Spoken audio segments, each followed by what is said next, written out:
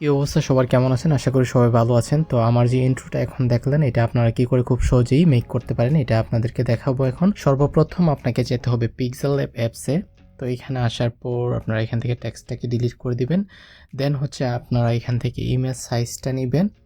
এখান থেকে আমরা ইউটিউব চ্যানেল ব্যানারের সাইজটা নিব।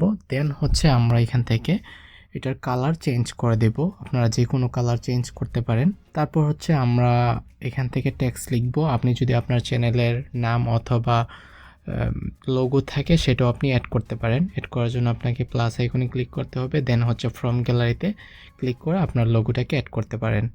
তো আমি এখান থেকে আমার টেক্সটটা লিখব, ধরুন আমার চ্যানেলের নাম লিখব আর কি।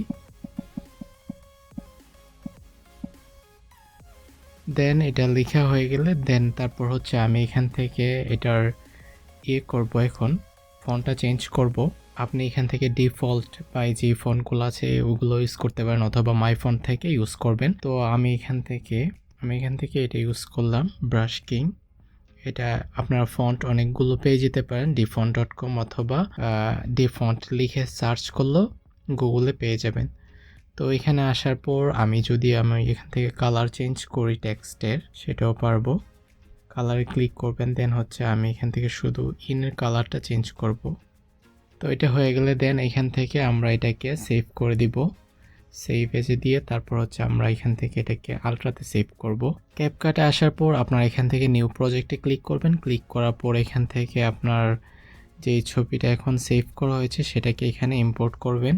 তো ইম্পোর্ট হয়ে গেলে এখন এটা আমাদের এখানে 5 সেকেন্ডের মতো আছে। এখানে এটাকে আমরা একটু লং করে নিব। ওয়াটারমার্কটাকে রিমুভ করে দিবেন। দেন হচ্ছে একটু ছোট করে নিই। তো এটা এরকম হয়ে গেলে তারপর হচ্ছে আপনারা এখান থেকে এটাকে স্প্লিট করে দিবেন। স্প্লিট করে দেওয়ার পর আপনারা এখান থেকে দেন আপনি এখান থেকে স্টাইলে ক্লিক করবেন। ক্লিক করার পর এখান থেকে একটু ডান দিকে আসবেন।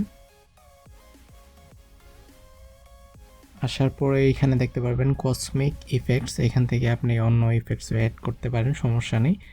তারপর হচ্ছে একটু ওয়েট করবেন। এখানে দেখেন এটা আমাদের হয়ে গেছে। তারপর আমরা যদি এখান থেকে প্লে করি,